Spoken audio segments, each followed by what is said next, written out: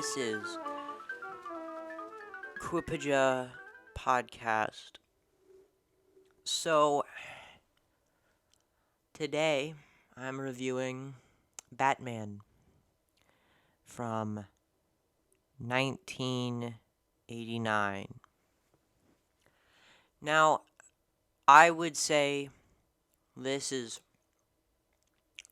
the definitive Batman. It's up there. It might be my favorite Batman movie ever. Honestly. There are some creative liberties taken. Batman isn't perfect, I'll say. He kills people, kills the Joker, which is something that Batman would never do. But he does. I don't agree with that. I don't think he should kill people. That doesn't make sense. But anyway, Tim Burton is known for taking licenses with his characters. However, if we're talking about Joker though, he's probably the most comic accurate Joker ever. At least in live action. Now, his backstory is made up. None of that was in the comics, but he was like everything else. His appearance, his mannerisms, his performance. It was very similar to the comic book. I think that was the best. Heath Ledger's Joker was the best Joker, but Jack Nicholson in this movie was the most comic accurate Joker, and it was amazing, right? As I said, I love Heath Ledger's Joker as much as anyone, but sometimes I just want the original comic booky Joker. One thing is that the Joker seems more like in the Dark Knight seems more like an anarchist. Somebody who's just a terrorist. He's trying to spur a revolution. He doesn't care about the world or whatever. And that's interesting. However, the Joker, Jack Napier in the Batman movie, the one I just watched, is way more entertaining to watch, kind of. He's the Dark Knight one is entertaining, but in a different way. So, Jack Napier is he's just a guy who, he's having so much fun. He looks like he's having so much fun. The Joker, everyone says in The Dark Knight he's having fun, but you don't actually see it, right? The Joker in Jack Napier's Joker is way more he seems to be having a lot more fun, when he's doing things. He's way more theatrical. He's just doing things for the hell of it just because he finds it fun. He doesn't care about anybody else's life, so he's just doing it for that reason. I also think it's an interesting twist to say, everyone knows, oh yeah, Joker fell into a pit of acid and then he went crazy. But in this movie, it's shown that he was crazy. And then the falling into a pit of acid just made him have a mental break, right? So he didn't become crazy because the acid messed with his brain or whatever. He became crazy because of a traumatic experience, which was his face getting disfigured. Which I have to say, that is not realistic. If you fall into a pit of acid, you are not going to have a smile or get your face bleached white. Acid does not do that. It also does not make your hair green. I don't understand what acid because it's not acid. It's not corrosive. At all. All it does is kill people. That's another thing in his like his acid from his like flower on his chest. It's like he squirts it at this like metal beams, and then the metal beams break the bell. This is a massive bell just falls, and I'm like, dude, I do not care how strong your acid is. It cannot melt metal beams in 5 seconds, especially not in the amount he used. I'd also like to say that Batman like knocks over these pews. I know this is like a massive nitpick, but I've been to like a lot of churches before, right? And especially in a cathedral that's like this historic or whatever, those pews would have been bolted down. You would not be able to knock them over at all. I have no idea. I mean, it's just distracting to me. These like little small things. Um, but Michael Keaton Batman and is the best Batman just ever. Honestly, like best Batman, best, no competition. I honestly cannot think of a better Batman. Um, Christian Bale's Batman is good, but the true Batman is Michael Keaton, the best Batman. He's so good at like Batman. I can't imagine, like it's hard to imagine somebody else playing him. Now, as I said, Christian Bale does a great job. Um, but the best one, the best Batman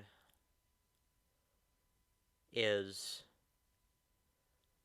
Michael Keaton in this movie. It's not even a competition. It's not even a competition. And it's a weird casting, but I think it really paid off. I also looked into this. Apparently this movie had like went through like production hell, where it was like rewrites, and Tim Burton didn't even know the script and stuff. And I was like, it's amazing that a movie with such a messy production was this good, because it was very good, right? Like, the thing is, I've seen a lot of Tim Burton movies, they're more, darker. And I think that this movie definitely captures, of any of the Batman movies, the gothic aesthetic, right? So, like, it really does feel like it's a gothic, place. There's a lot of, Batman movies and whatever, and they suck, right? Like, you see the like Batman versus Superman. I can't even believe it. It's also weird that these sequels, like, okay, I have not seen the sequels, but I will say that from what I've heard, I'm not gonna judge the quality. I'm just saying, like, after this Batman Returns, they had Batman Returns, which people was like, it was like more like dark, right? Like it was more Tim Burton-y. And it was, everyone hated it, or no, people didn't like hate it, but people like moms were getting mad, or moms and dads were getting mad about it, in like, oh, this is inappropriate and for the kids. um I mean, Penguin bites off somebody's nose, I'd be like, yeah, it's what you get when you put Tim Burton in charge of saying. So anyway, they fire him, they get Joel Schumacher, make Batman Forever. They also, I think Michael Keaton didn't want to come in for a third movie, so they got Val Kilmer to play Batman, and everyone loved it. Like, again, right? But it got rid of the gothic aesthetic, and it was more like light and fun and whatever. Then they do Batman and Robin, which was basically like, it's the same mistake they made with Tim Burton. They made Joel Schumacher. He made the sequel more Joel Schumacher-y, and people hated it. Um, but I have not seen it. I've seen the Bat credit card, right? The Bat nipples. I'm thinking, who the hell has a bat credit card? I mean, it seems to give away your secret identity. What? That I'm not reviewing Batman and Robin, especially because I haven't seen it. So I'm just talking about Batman. It really is a comic book movie. Like, it really is. Its aesthetic is comic booky. While it might not be the most like accurate representation of the story, right? The story's pretty different, but like it gets the feel of the comic book just perfect, right? It gets the characters perfect. Even if their story is their background is different, their characters are perfect. And there's like the love interest. This is my one major criticism with the movie. Vicky or whatever. Like, I don't care even a little bit about her. Like, the movie would have been so much better without her. Like, she's terrible. She's so annoying. But that's not even the biggest problem. She just exists to be a damsel in distress. That's her character. She doesn't have character outside of that, right? And also, I don't believe the romance between her, and uh, friggin' Bruce Wayne. I don't believe it at all. At all. Like, not even a little bit. Because they, like, get on one date, and then they're like, we are in love, right? Now, some people get married quickly, right? Like, my family has a history of that. My parents got married, like, quickly. My grandparents, both of them got married quickly. And they all got really lucky. They're all in very loving relationships, right? Healthy, loving relationships. But, even, you know, like my parents and my grandparents who all knew each other for like, or wait, no, not my, on one side, that maybe not. So just one of my grandparents, now I think about it. Anyway, they met each other and they like got married or got engaged in like a couple months, right?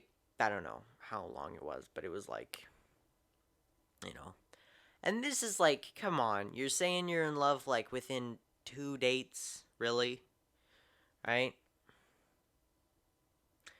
Um, I don't know. And anyway, like the other guy journalists, like I would have been way more interested to see them get together because not only they actually have like they have like a shared interest in something, right? I'm not saying like he deserved her more or something. I'm just saying that I think that that would have been a more interesting story instead of just she falls in love with the superhero because the plot requires it that the main characters fall in love. Oh. But that's, that's besides the point, I guess.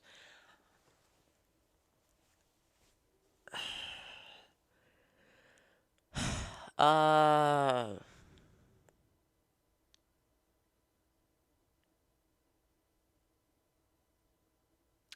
so as oh yes. Another one is, oh my god, I can't remember. I cannot remember him. Two-Face, but like not Two-Face. Harvey Dent, that's his name now. Harvey Dent, played by Billy D. Williams, is inspired, right? Inspired. It's great casting, right? And then for some reason, once he actually becomes Two-Face, I don't know if Billy D. Williams didn't want to be in it, but then they got Tommy Lee Jones. Boo, right? And also, I mean, come on. Sometimes I understand whitewashing, but like you can't whitewash a character in the same franchise. If he's black, cast another black actor. Why would you cast a white actor? That's completely different. I don't get it. But whatever. Whatever. Um I guess I'm just complaining about the sequels. And again, I haven't seen the sequels, so I can't complain about them. I'll probably watch them someday, but I don't really want to. Because this movie works, like, as a beginning, middle, and end. There are a couple things, though. Joker's, like, his, like, 200-day thing, like, his 200-year anniversary party. Like, I have no idea why anyone wanted to come to that. Or actually, $2 million, that's a good deal, but, like, it's pretty obvious that this dude's just gonna kill all of you, right? Like, he already killed so many people with his laughing toxin or whatever.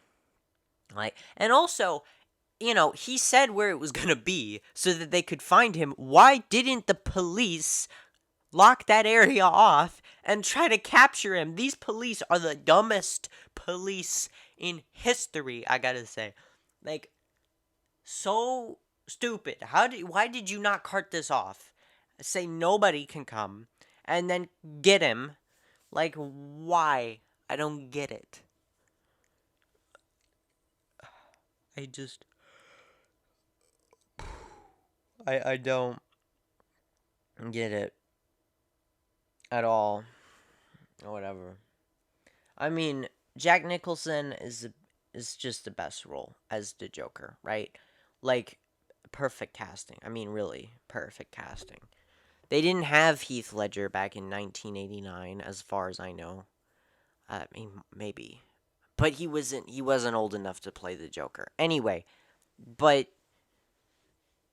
Heath Ledger played the Joker like super well. He was like it's like getting people really, really well. He was seemed to be just having so much fun with the role, and I think that is a perfect type, right? Like, Jack Nicholson seemed to be having fun playing the Joker, and then that made it so that the Joker seemed like he was having fun, which is what you need, right? Because that's the thing. Is that the Joker it doesn't he's only cares about his enjoyment of things. So he kills people for fun, right? Yeah. He destroys precious art for fun. Yeah. Real jerk. It's precious. My precious art. Also, was Patrick Leahy in this one? I don't even remember. I know, like, he's in all the movies, in the Batman movies, and I don't remember if he was in this one. He might have been in. I know he was in one of the sequels, at least. I don't remember if he was in this one.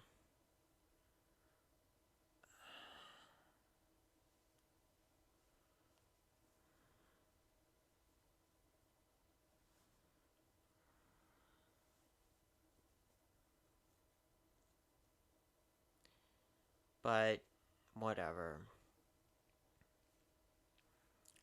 I mean, it's a good movie. Yeah, it's one of the oldest superhero movies, too. It's like back in the day, it was Batman, Superman, Spider-Man, that's it, right? Like, now we got a good plethora of superhero movies and whatever, and there's interest in these characters again, and I am happy when, like, people like freaking Ant-Man could get a movie, and it's, like, a good movie. Or, like, have Moon Knight have a show. Like, Moon Knight, seriously? Like, I mean, I'm excited, but could you imagine this, like, 30 years ago? No, I couldn't. This is like this is one of the first superhero movies.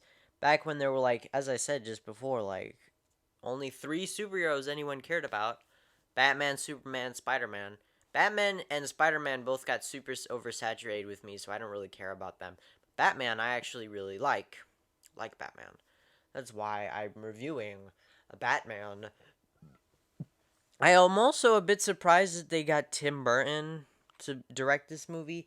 I mean, it was a right choice, but the thing is that, well, I guess they were trying to go for the like gothic, you know, aesthetic, and he definitely brought that, but Tim Burton is known for directing like different types of movies. He doesn't direct like, you wouldn't expect him to direct like an action movie or whatever.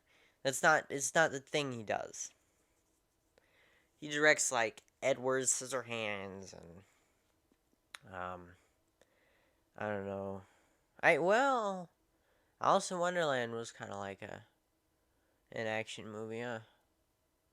The movie is not that bad. I haven't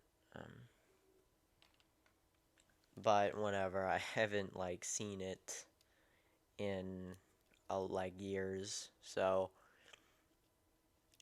whatever. Um oh yeah, the suit. Hot take here, but I'm going to say that the suit in the Batman movie, the old one, is actually better than the one in The Dark Knight. Yeah. Might be controversial, but it looks way less stupid. It's rubber, the yellow bat thing. I don't know. But it doesn't look as silly as the new one, which I just like. It's so bad. But also, having a rubber suit actually makes a bit more sense because, like, you want to move, but it's also got, like, you know.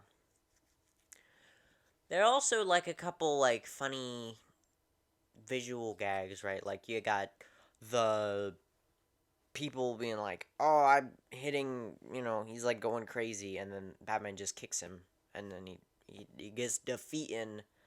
It's funny. I mean, really, the whole movie it's an enjoyable. I respect it a lot too because of like it being one of the first superhero movies, right? Batman, I think it did Batman justice. At least I mean, I guess he doesn't kill people, yeah, but whatever. I don't care. Not really, like, because it's definitely a different take on Batman, right? And anyway, it's not like he's just killing random people, or like having them branded and then killed in prison like Ben Affleck is or something. So, I think it's good, but whatever. I'll also say that the whole film, it, like him getting his parents getting killed, Bruce Wayne getting his parents seeing his parents get killed. I thought that was interesting. I don't like how they have the Joker kill his parents. Like, I just don't think that makes any sense. But I also think that the way that like the whole scene is really good, right?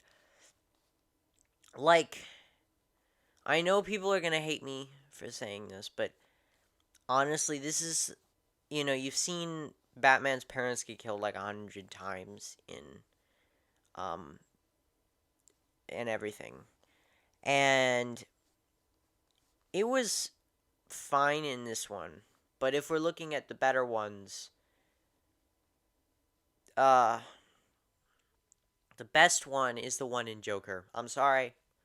I don't know if this is a hot take or not because a lot of people like that movie and I like that movie, but that scene is the best. It's the best version of it. Honestly, really. I love it. I really like it. If you can ignore the context, then the way like the film it's just him killing the parents, and I think the way that it's shot, the way it's acted, that scene is the best in the Joker. But I also, you know, I get the one here. I think it's good too. Um, really, the movie is just good, right? So I should probably wrap it up now. It's good. I don't know what you want me to say. It's like it's a good movie. Recommend it. I recommend it. I recommend it to the Batman fans, just understand this is a new take on the Batman and the Joker. Don't get too hung up on the differences between the comics and the movie. Just ignore it, whatever. I think it stays faithful to their characters, just not their story. And there's some small differences, and there's Batman kills people, which I feel like they could have just not had be in the movie, and it would have been better, but I guess not. They didn't want to do that. But that's the only major difference between Batman in the comics and in this movie, so I don't. It's not that big of a deal, in my opinion.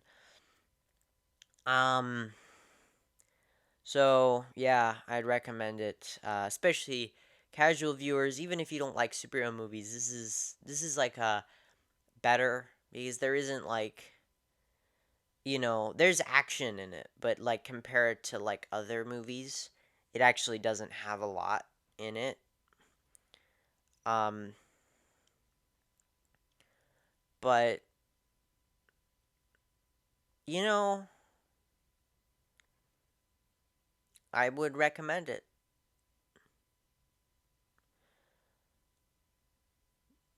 definitely. Yeah. So uh, so go watch it,